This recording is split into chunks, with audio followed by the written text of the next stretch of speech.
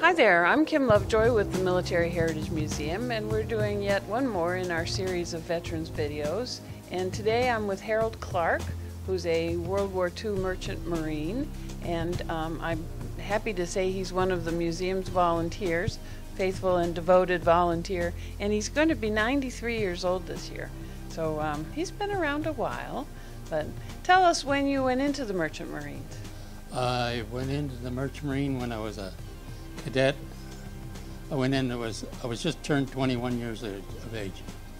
My father said he wouldn't allow me to join the Navy, so I had a friend in the Merchant Marine and the Merchant Marine Cadet Corps, and he convinced me that that would be the way to go, because if I got to be a cadet, then I could eventually become an officer.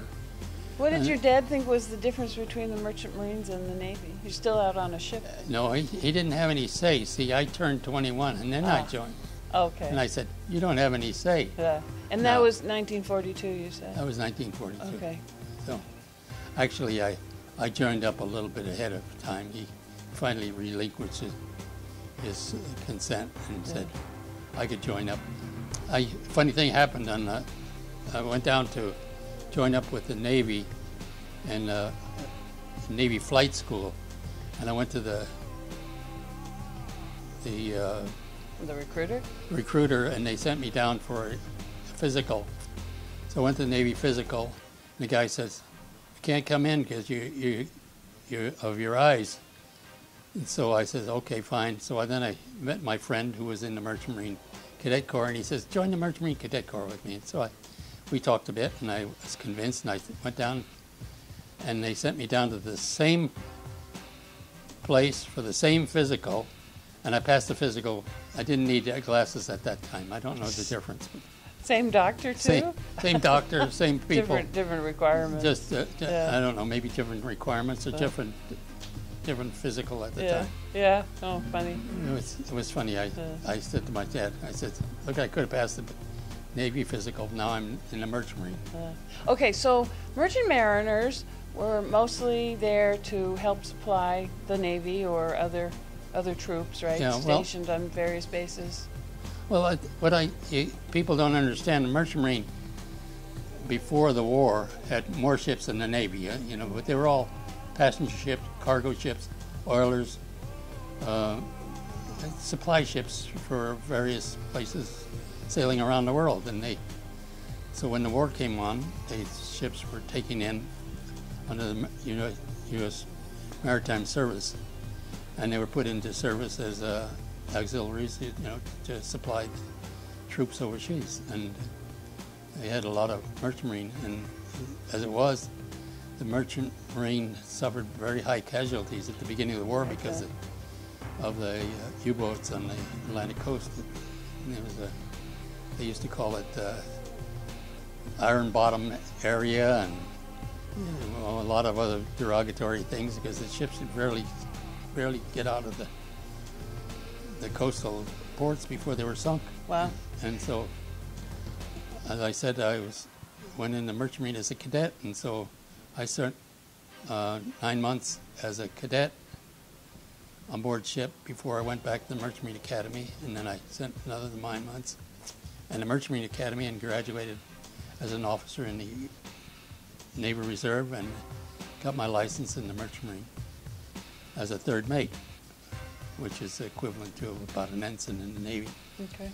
And then I sailed for a while and got my license as a second mate, which is equivalent probably to a Navy lieutenant. Okay. And I liked being second mate. I liked being a navigator, which you get to be navigator as you get to be second mate. And so I enjoyed the merchant service. So as a navigator, you got to steer the ship? No, I didn't steer the ship. I just told plotted where the ship was at the particular time and where to go. So you spend a lot of time in the South Pacific?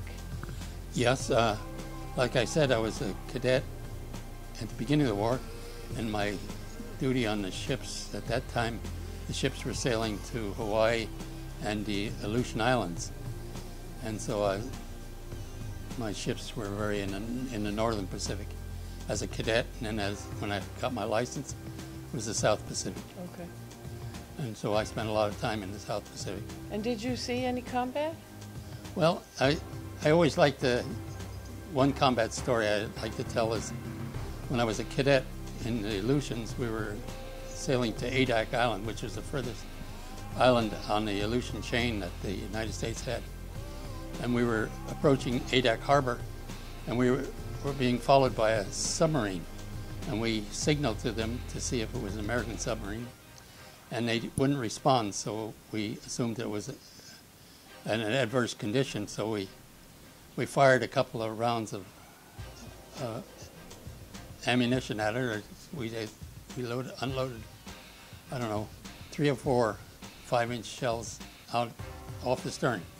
But at the sea at that time in the Pacific was kind of rough. It was very rough, and you're on the very northern part of the ocean, and so the deck gun was on the stern of the ship, and so as the ship would go up and down, as the stern was like an elevator, and 1 minute the gun was pointed at the sky, and next minute it was pointed at the ocean. So we must have fired 10 or 15 rounds, and all those shells were going out there, either going up and plopping in the water or bouncing along like a flat rock.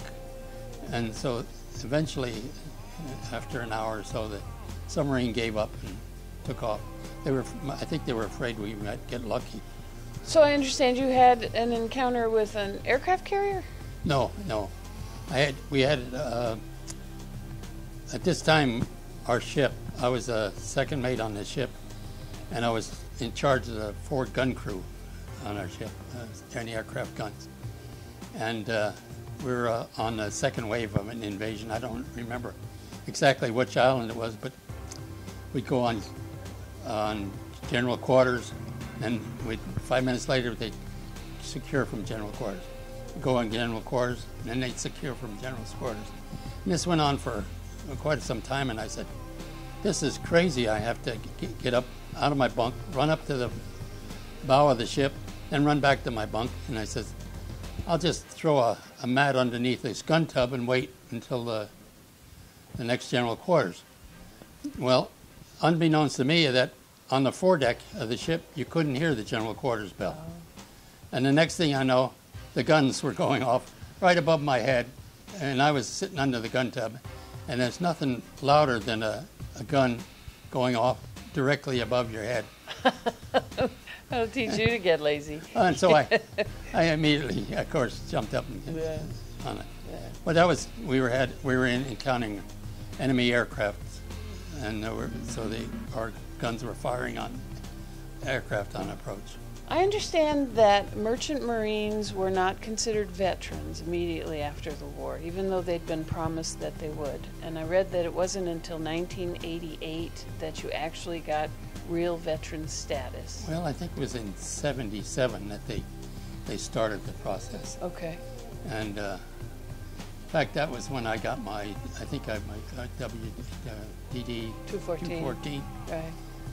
And my discharge on my DD 214 said I was discharged from the Coast Guard, mainly from the fact that all merchant marine officers are licensed by the Coast Guard. Yeah. So they would naturally have to be interesting. discharged. Yeah. Okay. I think that the merchant marines have, I don't know, over the years gotten a lot of grief for whether or not they really were a real branch of the service. I mean, I hate to use those words, but what do you think of that? Well, I think they got a little grief in the fact that they were all civilians, and they were recruited in as I would say, an auxiliary to the Navy. Mm-hmm. And being civilians, when they got back to port, they did not have to answer anybody when they got in port. They could sign off the ship, and they didn't have to come back. I mean, right away, you know, because they were civilians. Yeah. And I think that was kind of resented a little bit. The fact that they had more freedom than service personnel did. Sure. But I also read that you didn't get paid. Unless you were on the ship. You didn't get paid if you weren't on a ship. If you weren't working, you weren't getting paid. Yeah. Wow. Wow. And so another thing, you didn't get any uniforms, so you didn't get any of the benefits that Right. went along with that. You know, Right. Right. Well, thank you very much for your service, Harold. I certainly appreciate what you did for us. all right. This is, as I said earlier, this is another one of our series of videos about veterans, and please tune in again sometime for the next one.